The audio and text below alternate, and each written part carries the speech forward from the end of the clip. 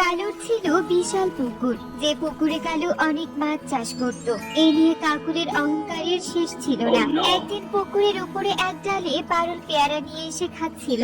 এটা দেখে তো কাকুলি ভীষণ রেগে যায়। একিরে পারুল, তুই আমাদের পুকুরের উপর কি করছিস শুনি?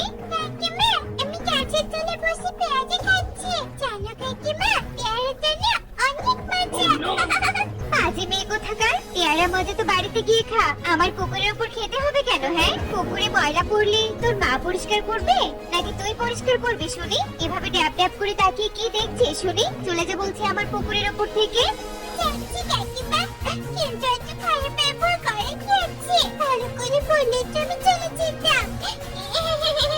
তোরা যা বাজি, তোদের সাথে ভালো ব্যবহার তো দূরের কথা, দিয়ে মেরে উচিত শিক্ষা দেওয়া দরকার। কাকুলির এমন কথা শুনে পারুল অনেক কষ্ট পায় আর কাঁদতে কাঁদতে সেখান থেকে চলে যায়। এভাবেই সেই দিন কেটে যায়। পরের দিন কাকুলিদের পুকুরের পাশ দিয়ে তোতা ঠেলা গাড়িতে সবজি বিক্রি করতে নিয়ে যাচ্ছিল। এই সবজি নিয়ে যাও, সবজি টাটকা টাটকা সতেজ সবজি, একদম ভেজাল মুক্ত সতেজ সবজি। এই সবজি নিয়ে যাও, সবজি। তোতার এমন হাত ডাক শুনে কারো কাকুলি সেখানে ছুটে চলে আসে আর তোতার উপর অনেক রেগে যায়। দেখি তোতা, তোর সাহস তো কম না, তুই আমার পুকুরের সামন দিয়ে এই বস্তা পচা সবজিগুলো নিয়ে যাচ্ছিস। তোর এই সবজির গন্ধে আমার পুকুরের মাছ মরে যাবে। আরে দাদা, এটা আবার কেমন কথা? সবজির গন্ধে মাছ মরে মানে? আমার সবজি তো একটাও পচা নেই। চুপ কর বলছি, মুখে মুখে আবার তর্ক করছিস। একে তো আমার পুকুরের পাশ দিয়ে সবজি নিয়ে গিয়ে অন্যায় করেছিস, তার উপর আবার আমার সাথে তর্ক। দাঁড়া, তোকে দেখাচ্ছি মজা। কথা বলে কালো কাকুলি সহ তোতার ঠেলা গাড়ির সমস্ত সবজি ফেলে দেয় আর সেখান থেকে চলে যায়। হাই হাই রে, কালু দাদার কাকুলি দিদি, তোমরা কত বড় সর্বনাশ করলে আমার। এভাবে কালু কাকুলি বনে সবার সাথে পুকুর নিয়ে খারাপ ব্যবহার করতে থাকে। এদিকে বনে প্রচন্ড গরমও পড়েছে। গরমের কারণে মাঠ ঘাট সব শুকিয়ে গেছে। পানির অভাবে সকলের জমির ফসলের অবস্থাও খারাপ হয়ে যাচ্ছিল। টুনি, কি করবো বলতো? কিছুদিন গেলে ভুট্টার গাছে ভুট্টা ধরবে, অথচ আমি গাছগুলোতে পানি দিতে পারছি না। পানির অভাবে যে গাছগুলো নষ্ট হয়ে যাচ্ছে।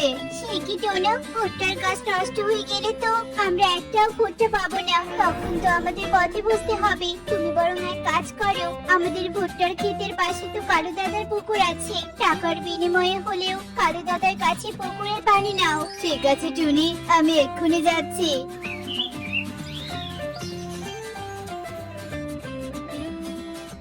কালু দাদা, কালু দাদা, কোথায় তুমি? কিরে, কিছু হয়েছে নাকি? এভাবে আমার বাড়িতে চিৎকার করছিস কেন? মানে কালু দাদা, আমাদের ভুট্টার খেতে পানি প্রয়োজন। আমাদের খেতে তোমাদের পুকুর থেকে পানি দাও না গো দাদা, তার বিনিময়ে আমি তোমাকে টাকা দিব। চুপ কর বলছি, কিসের পানি? তোদের মতো গরিবকে আমি সামান্য টাকায় পানি কিছুতেই দিব না। চলে যা বলছি, আমার বাড়ি থেকে চলে যা, নইলে ঘাড় ধাক্কা দিয়ে তাড়িয়ে দিব। কালুর কথায় টোনা অনেক কষ্ট পায় আর সাথে সাথে কালুর বাড়ি থেকে বেরিয়ে যায় আর বাড়িতে গিয়ে টুনিকে সমস্ত কথা খুলে বলে। হে উপরওয়ালা, এখন আমাদের কি হবে? পানি আমরা কোথায় পাবো? পানি না পেলে যে সর্বনাশ হয়ে যাবে। টুনি উপরওয়ালাকে স্মরণ করে কান্নাকাটি করতে থাকে আর হঠাৎ ঝমঝমিয়ে বৃষ্টি শুরু হয়ে যায়। টোনা, উপরওয়ালা আমাদের গরিবের ডাক শুনেছে। দেখো কত সুন্দর বৃষ্টি হচ্ছে, আমাদের আর কোনো পানির অভাব হবে না। টুনি বৃষ্টি দেখে অনেক খুশি হয়ে যায়। এত গরমে বৃষ্টি হওয়ার কারণে বনের সবাই খুশি হয়ে যায়। মুষলধারে বৃষ্টি হওয়ার কারণে সবার জমিতে পর্যাপ্ত পানি জমে যায়। এদিকে কালুর পুকুরে ডুবো ডুবো পানি হয়। সর্বনাশ কাকুলি, আমাদের পুকুরে তো অনেক পানি হয়েছে। পুকুরে এত পানি থাকলে তো পুকুরের সব মাছ বের হয়ে যাবে, তখন তো আমাদের অনেক লস হয়ে যাবে কাকুলি। কালু, এত চিন্তা করছো কেন? আমাদের পুকুরের পাশে তো অনেকেরই ক্ষেত আছে। তুমি বরং পুকুরের পাইপ লাগিয়ে অর্ধেক পানি বের করে দাও, এতে পানিও কমবে, মাছও বের হবে না। কাকুলি, তোমার মাথায় এত বুদ্ধি, আগে তো জানতাম না। দাঁড়াও, আমি এক্ষুনি তোমার কথা মতো কাজ করছি। যেই বলে সেই কাজ। কালু পাইপ লাগিয়ে পুকুরে পানি বের করে টুনিদের জমিতে দিচ্ছিল। পানি দিতে দিতে টুনিদের ভুট্টা খেতে পানি অনেক হয়ে যায়, আর ভুট্টা গাছগুলো পানিতে ডুবু ডুবু হয়ে যায়। আর এটা টোনা টুনি দেখে ফেলে। সে কি সর্বনাশ, আমাদের ভুট্টার গাছগুলোর কি হাল হয়েছে। আমাদের ভুট্টা খেতে পানি এতটা তো ছিল না। টোনা, তাহলে এই পানি আসলো কোথা থেকে? টুনি, ওদিকে দেখো, কালু দাদা ওদের পুকুর থেকে আমাদের ভুট্টা খেতে পানি দিচ্ছে। এদের খুব বার বেড়েছে দেখছি, আজ এদের মুখোমুখি হতেই হবে।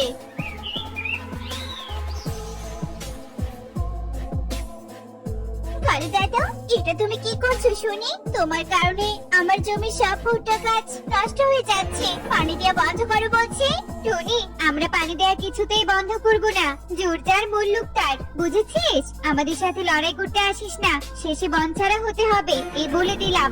কাকুলির কথায় টোনাটুনি ভয় পেয়ে যায় আর সেখান থেকে চলে যায়। এদিকে কালু কাকুলি পানি দেওয়া শেষ করে বাড়িতে চলে যায়। দেখতে দেখতে 2 দিন কেটে যায়। অতিরিক্ত পানির কারণে টুনিদের জমির সব ভুট্টা গাছ নষ্ট হয়ে যায়। আর এটা দেখে টোনাটুনি অনেক কান্না করতে থাকে। জনি, আমাদের যে সব শেষ হয়ে গেল, কালু দাদাদের কারণে আমাদের সব শেষ হয়ে গেল। টোনা, এখন আমরা কি করব? আমাদের যে ভুট্টা বিক্রি করে সংসার চলতো, এখন যে আর সেটাও হলো না। টোনাটুনি মনের দুঃখে অঝরে কাঁদতে থাকে। ওদিকে এক বকও কাঁদতে কাঁদতে সেই পথ দিয়ে যাচ্ছিল। টোনাটুনির কান্না শুনে বক সেখানে আসে। একে, আমার মতো দেখছি তোরাও কাঁদছিস, আমার মতো তোরাও দুঃখে আছিস নাকি? বক, আমাদের দুঃখে কি আর শেষ আছে নাকি বলতো? গরিবের যে সব সময় দুঃখ থাকে। ও, বুঝেছি, তোদের সাথে আমার দুঃখের কোনো মিল নেই, কিন্তু কি হয়েছে তোদের? এরপর টোনাটুনি বককে সব কথা খুলে বলে। কাঁদিস না তোরা, তোদের ভাগ্য কেউ পরিবর্তন করতে পারবে না। ওই কালু তোদের ক্ষতি করেছে, একদিন এর থেকে বড় ক্ষতি ওদের হবে। আজ তোদের ভুট্টা ক্ষেত নষ্ট হয়েছে তো কি হয়েছে? উপরওয়ালা এর থেকে 3 গুণ তোদের উপহার দিবে, শুধু ধৈর্য ধর। কিন্তু আমার কি হবে বলতো? আমার যে চিরদিনের প্রাণপ্রিয় সাথী, আমার বউ বগি, আমার থেকে হারিয়ে গেছে। কোথাও আমি ওকে খুঁজে পাচ্ছি না। বগি, কোথায় তুমি? 1 মাস থেকে তোমার কোনো দেখা পাচ্ছি না। বাহ, তুমি এভাবে কেঁদো না, আমাদের তো সব শেষ। তবু আমরা দুজন ঠিক আছি, কিন্তু তোমার তো কাছের জন্য হারিয়ে গেছে। তোমার কষ্ট যে আমাদের থেকে অনেক বেশি। তুমি কোনো চিন্তা করো না, আমাদের বনে অনেক ভালো তান্ত্রিক আছে, তার কাছে গেলে বগির খোঁজ পাওয়া যাবে। এ কথা বলে টুনিরা বককে নিয়ে তান্ত্রিকের কাছে চলে যায়। আর তান্ত্রিক শব্দ শুনে বলে, আরে, বগি তো আমার কাছে বন্দি আছে। একদিন কালু এসে বলল এই বগি নাকি ওর পুকুরে মাছ চুরি করে খেয়ে অনেক ক্ষতি করেছে, তাই তো ওকে বন্দি করে রেখেছি। মিথ্যা কথা, আমার বগি কখনো চুরি করতে পারে না, কারণ আমাদের পুকুর আছে। বিশ্বাস না হলে বগির কাছে সবটা শুনুন।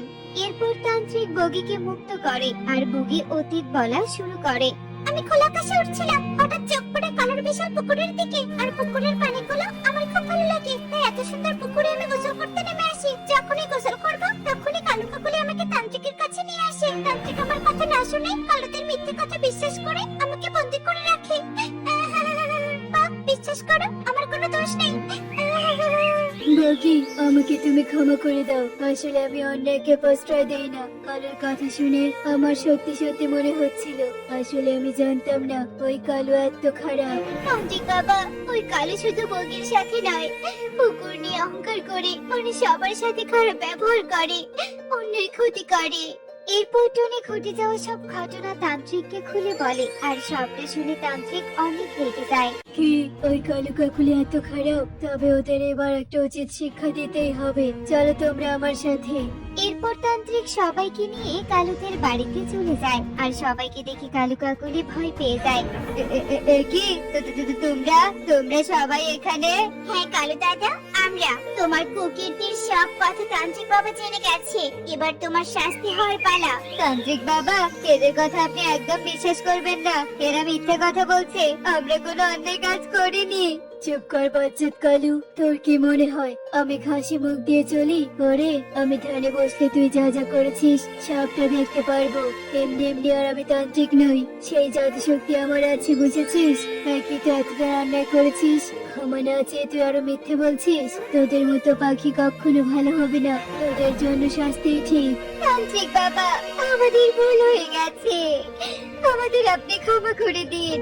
আমরা আর কখনো অহংকার করব না, আমরা ক্ষমা চাচ্ছি। এই তান্ত্রিক কোনো অন্যায়কে প্রশ্রয় দেয় না, কখনো দিবেও না, শাস্তি তোদের অনিবার্য। এরপর তান্ত্রিক কালু আর কাকুলিকে শাস্তি